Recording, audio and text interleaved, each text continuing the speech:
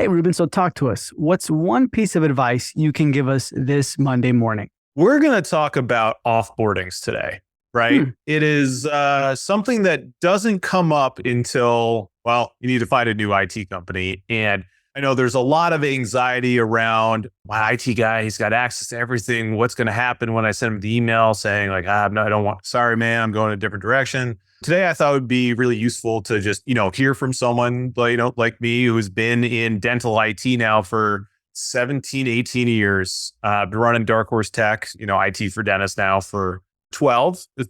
Today is actually our 12th anniversary. It's crazy. Oh, happy anniversary, man. And thank you, man. Yeah, I think it's just one of those things that like no one really talks about. And I'd like to kind of demystify the whole process. Interesting. Okay, so then what can we expect or what should we expect if somebody's transitioning or offboarding from an IT company?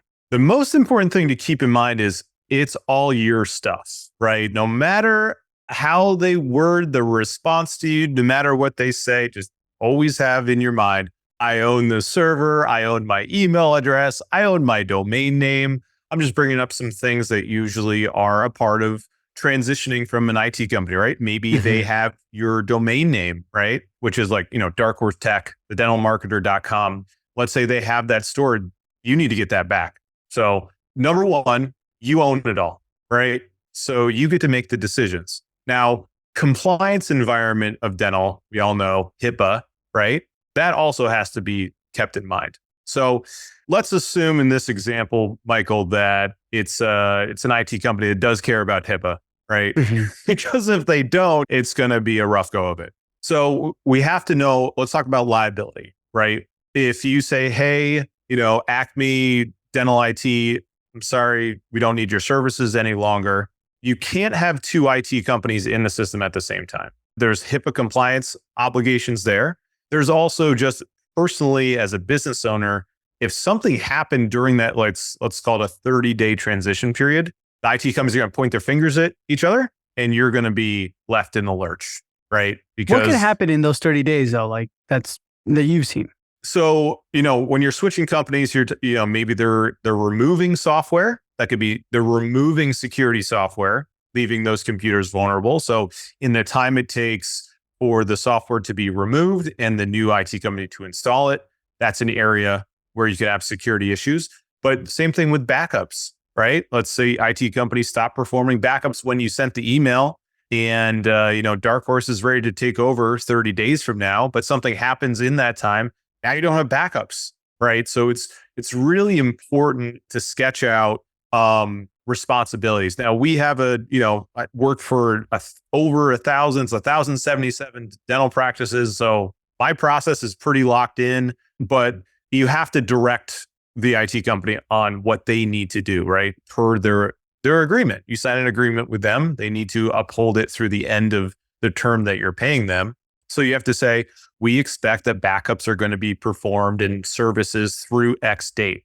And if you don't do that, then they can really just pull their software whenever they want.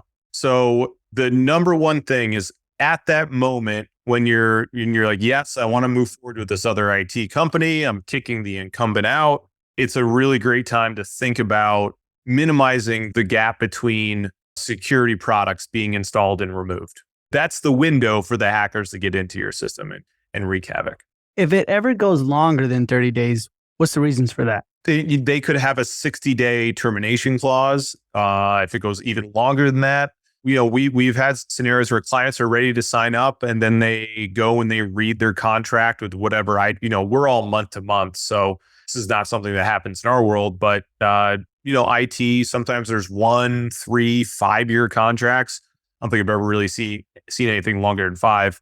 But you're motivated to switch and then you forgot that you signed a contract and then, the guys are usually pretty sneaky about it and it auto renews, right? So it's like, oh, it's up in March. Oh, no, it auto renewed another year. You have to wait another year to see. So that's something also, before you start interviewing IT companies, just make sure that you're not locked into some long-term commitment. But that kind of segues us into what if the company is not providing services, right? Let's say brought me into the office. I'm like, wow, your backups haven't ran for 3 months and you're in a year-long contract with that. That is your way out of it, right? So they breached their contract.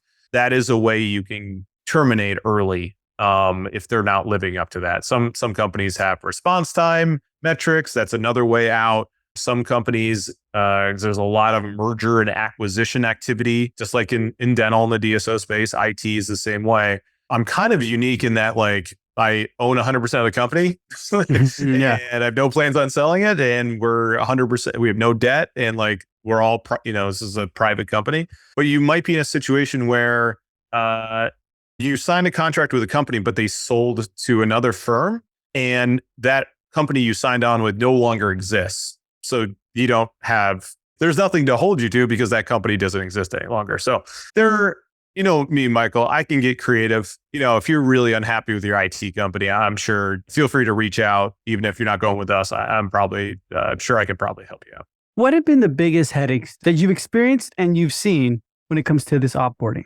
It's professionalism is the number one thing, right? You have all ranges of characters in this space. You have the 18-year-old IT guy, you have the 70-year-old IT guy, right? The one-man show. Then you have like Henry Schein, and then you have everything in between. So, I think the most hectic thing is when they take it personally.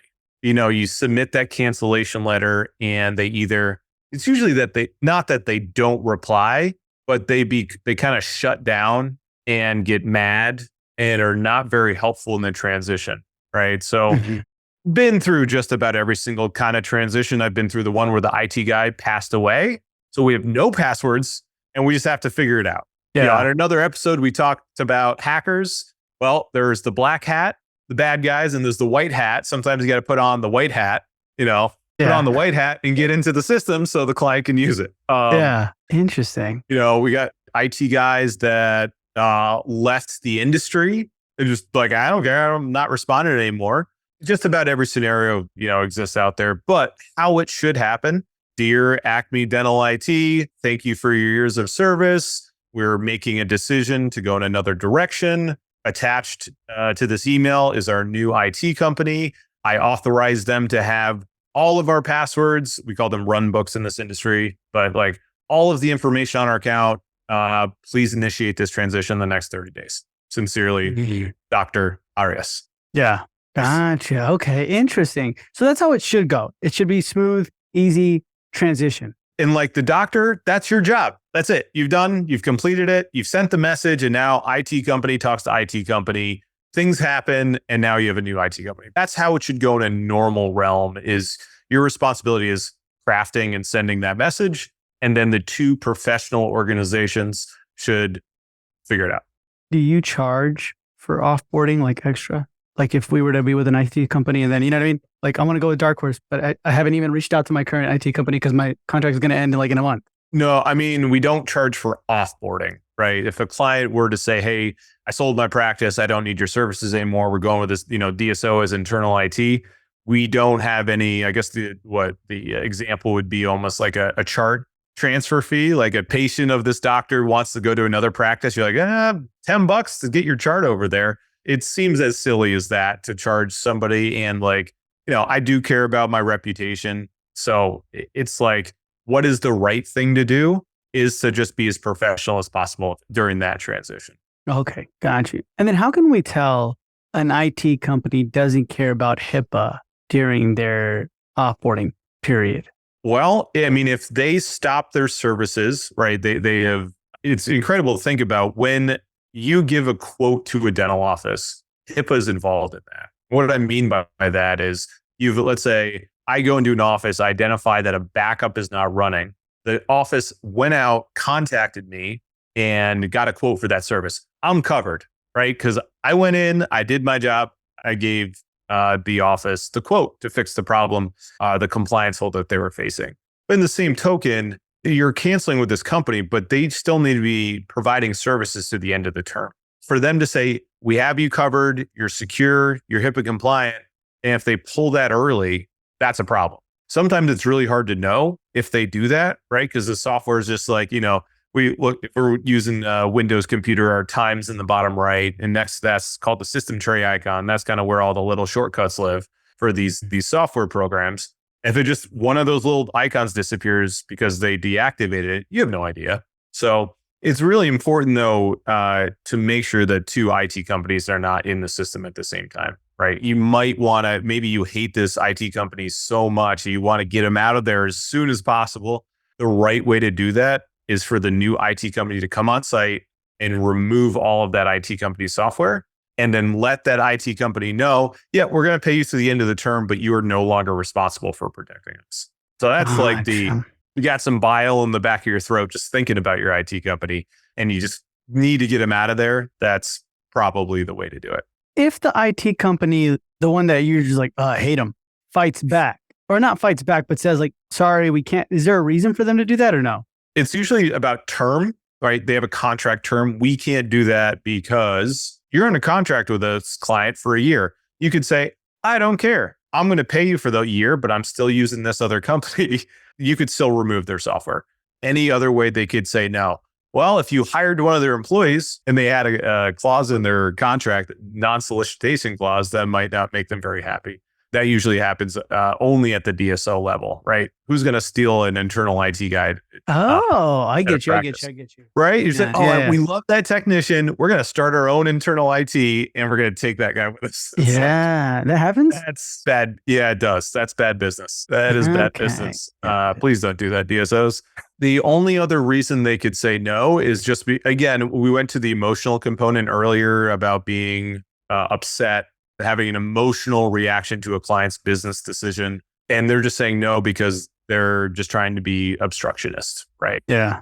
Just trying to, that's their way. They don't have any other tools to fight back besides just being like, no, I'm not going to help you with this. Yeah.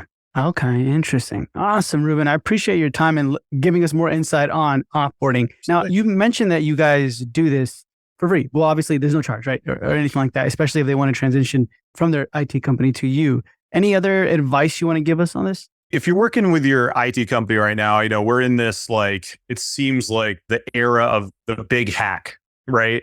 If you're happy with your service to your IT company, that's awesome. You're in a great position.